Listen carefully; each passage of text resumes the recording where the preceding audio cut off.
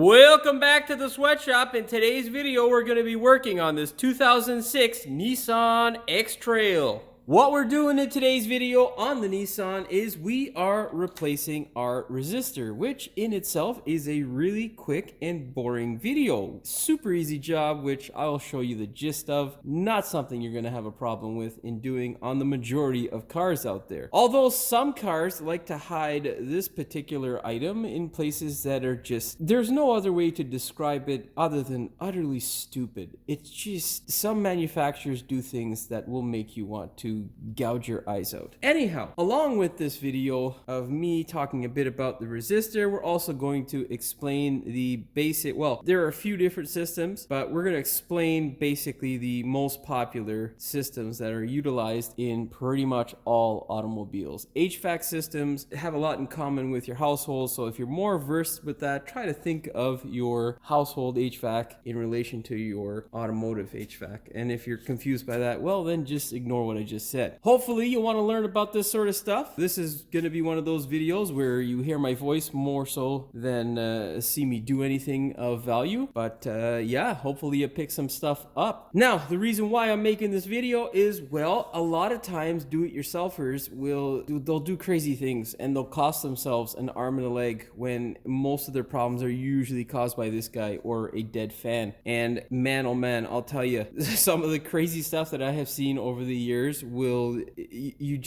you're exactly what happened to me, at a loss for words when you see what people will spend or do trying to fix a stupid problem on their own just because they don't know how to diagnose this. And really, this is a very simple thing to diagnose. That being said, before I continue rambling on, do me a big favor, hit that subscribe button as well as the notification bell so you never miss one of my new videos. Now, let's get started. What the hell are we looking at? Well, we have here a climate control system on either side of the resistor. We have here an automatic climate control system, and we have here a manual climate control system. This one here is basically what you would have got on pretty much any car from like the 70s or mid 70s all the way up to now, but this is being phased out in favor of this stuff. So on most luxury cars, you're going to have what's called an automatic system. Well, what does that mean? It means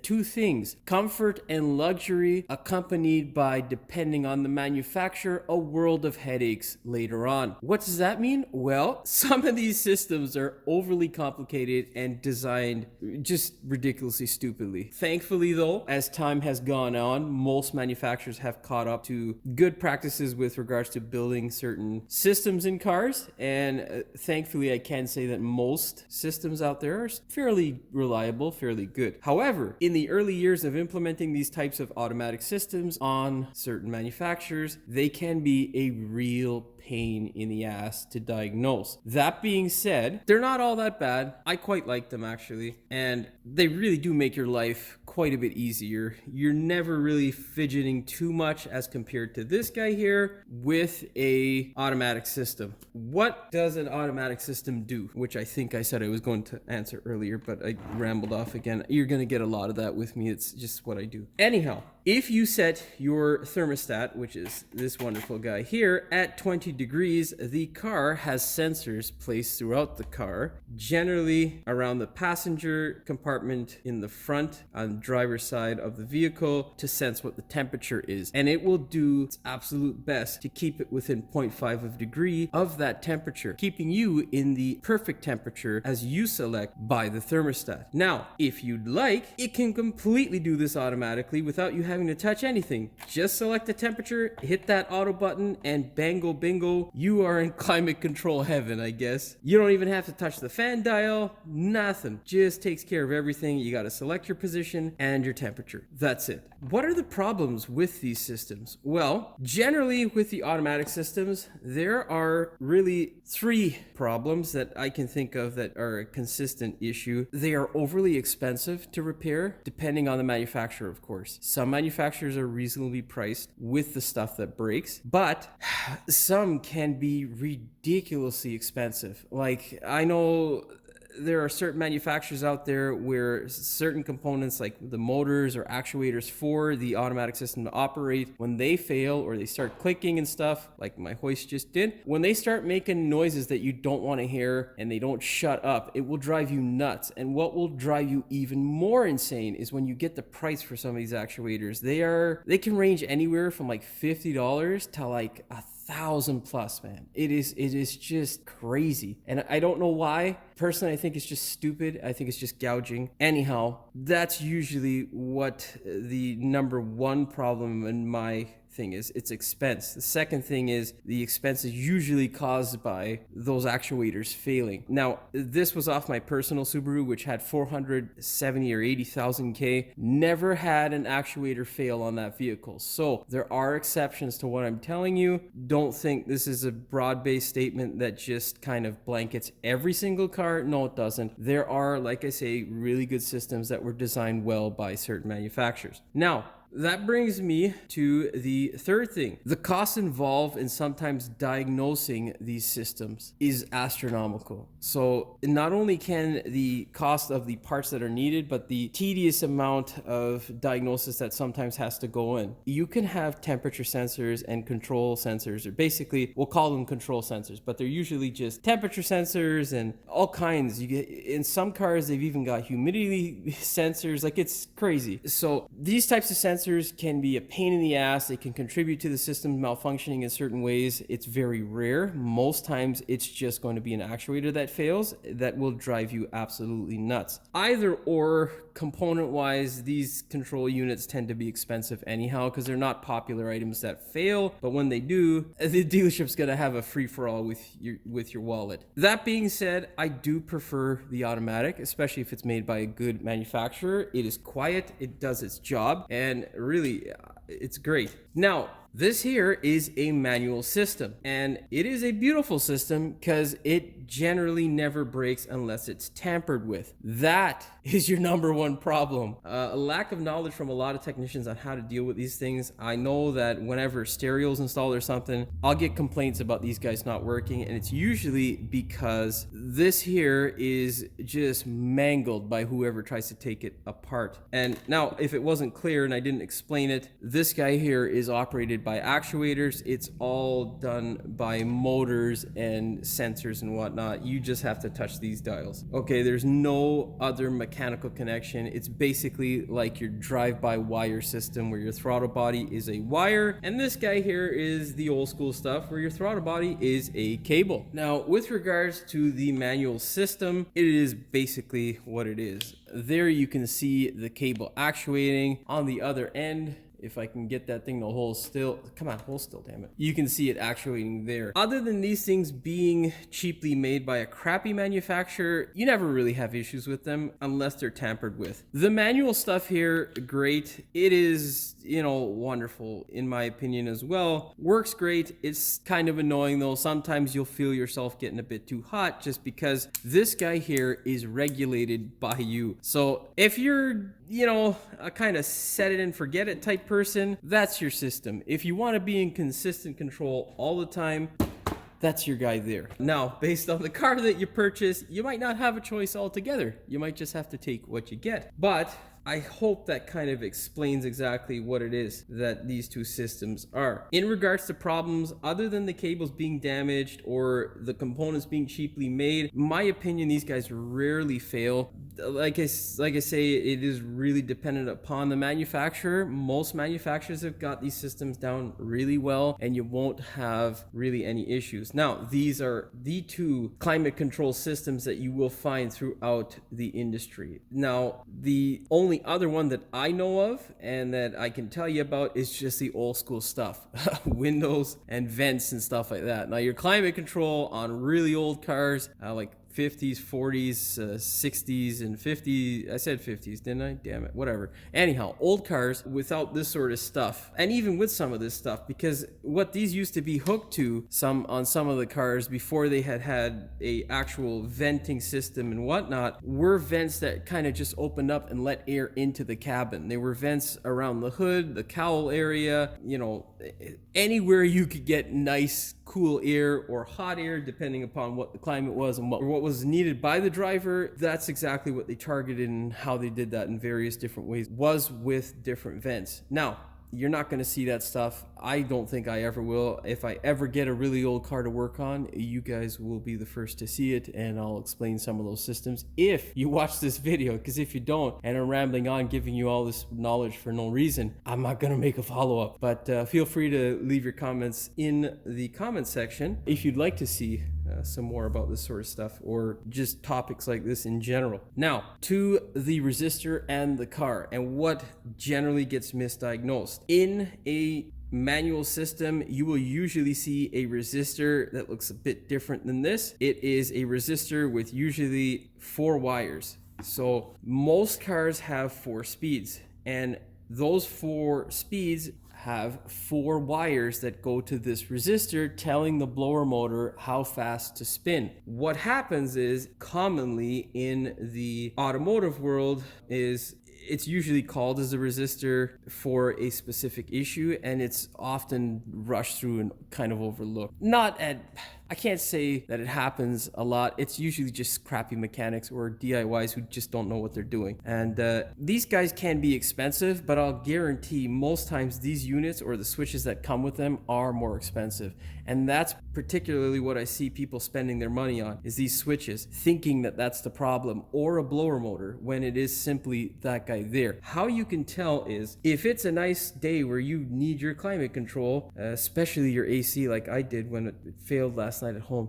Anyhow, that's a topic for another day. You turn it on, nothing happens. You're just hot. You feel a little bit of cool air as you're driving along because it's getting pushed through the system by the atmospheric pressure building on your vent system from the outside as you drive. 2, nothing. 3, nothing. 4, whoo, she comes on. She's alive. She's pumping air. Hey, what the hell? That there on a manual system, majority of the time, like 99% of the time, is this guy right here, a resistor, unless your car is built by some stupid manufacturer that has some ridiculous sort of wiring. Now, with this guy here, it's a little bit different. It's all dependent upon how the car is wired, how it's set to do its job. Generally, this here, being an automatic resistor, only has 3 wires, because you have a ground, a negative, and an input. Essentially, that input comes either from your switch directly or from your computer, depending on the car and how it's wired and all that sort of stuff. Like I say, good manufacturer, good products never have to replace this sort of stuff, even the resistor for that matter. But you oftentimes will see, because they can be confusing to diagnose, most technicians can screw this up too. They'll call it as a switch or a blower motor, or some stupid part of the system that is a problem other than the resistor, without testing it properly. So most times what I find with an automatic system, it either just does not work at all, or it will continuously work on high in any position. This is what gets confusing to some folks for some reason. Majority of the time, like I say, it is your resistor. The resistor now is not an expensive part majority of the time. Sometimes they can be ridiculously expensive. They look kind of wonky like this, and most automatic ones usually have a big aluminum heat sink like this. The older manual ones are usually kind of green, and the resistor itself is actually inside here. I can actually take this apart for you. You can just see that there. That's what it looks like on the inside. I don't know how it's wired up, and I'm not about to explain it because I will screw it up. You can see there are various electrical components in there, and you only got 3 wires, which tells me from my experience that this guy here is an automatic climate control fan resistor. Now, what kills these guys here? Well, a system that is basically rife with all kinds of garbage and disgustingness. If your filter has never been changed and it somehow gets eaten through by a rodent, or water gets on this thing, that's usually what will kill it. These things can get pretty warm, and if you get a nice couple of drips of water, that drastic temperature change can short out the components or shock them to the point where they don't work properly. Obviously you get any sort of mice pee or whatnot on your stuff that I don't know what that shit's made out of, but it's highly corrosive and destructive. So yeah, those are the sorts of things. And then of course just wear and tear, age. That's pretty much what kills them.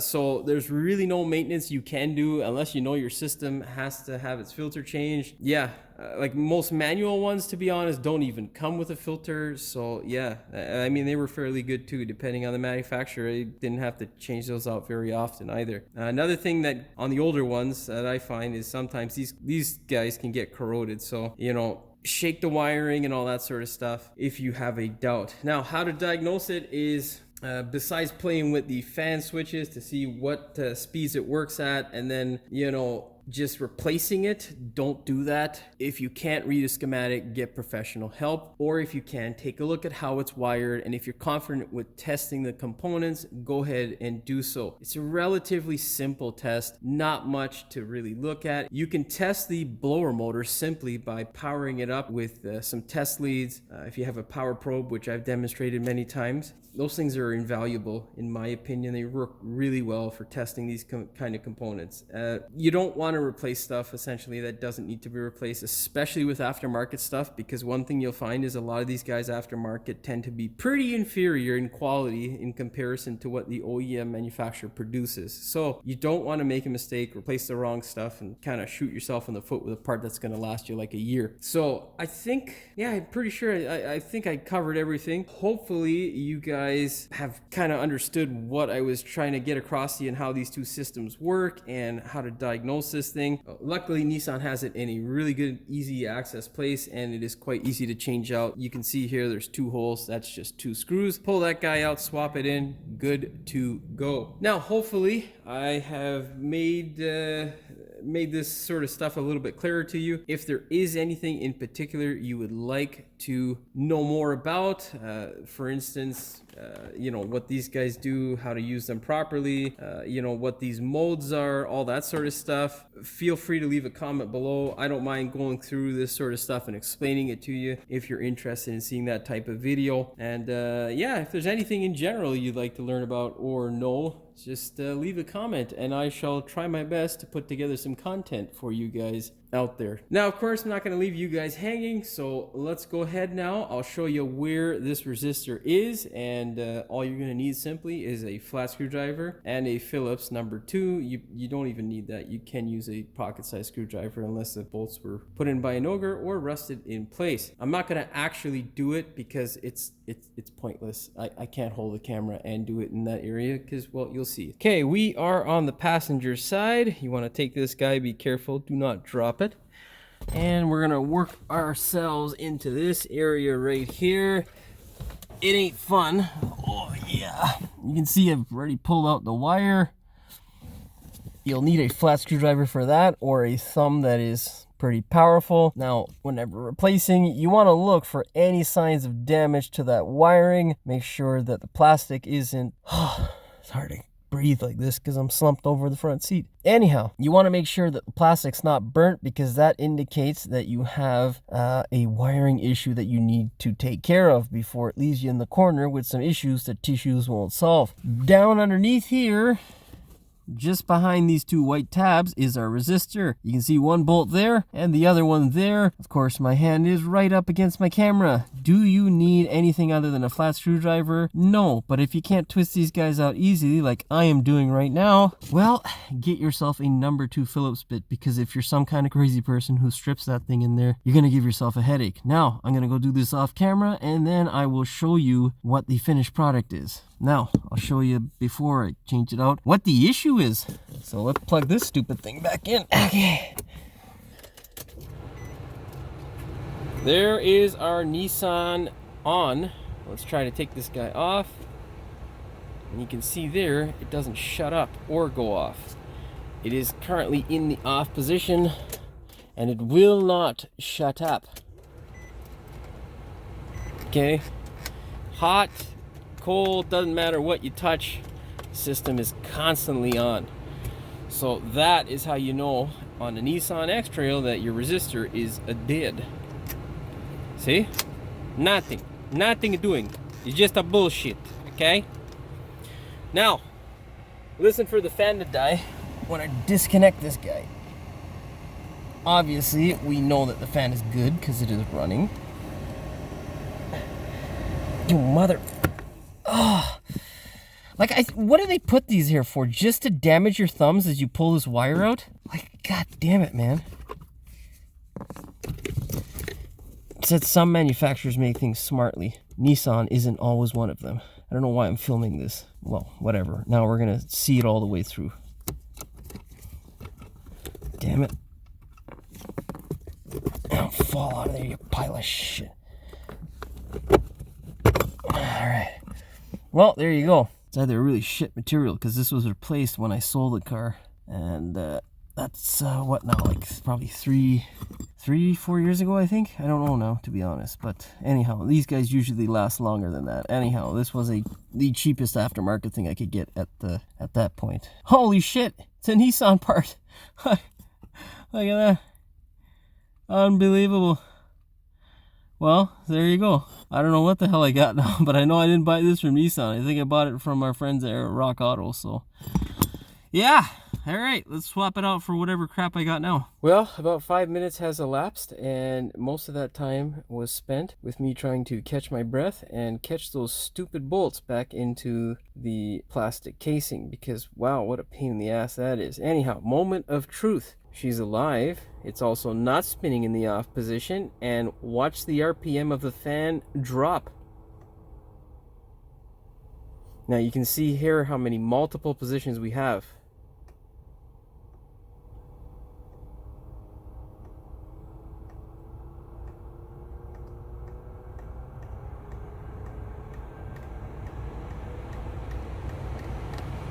Okay. Now, I don't know.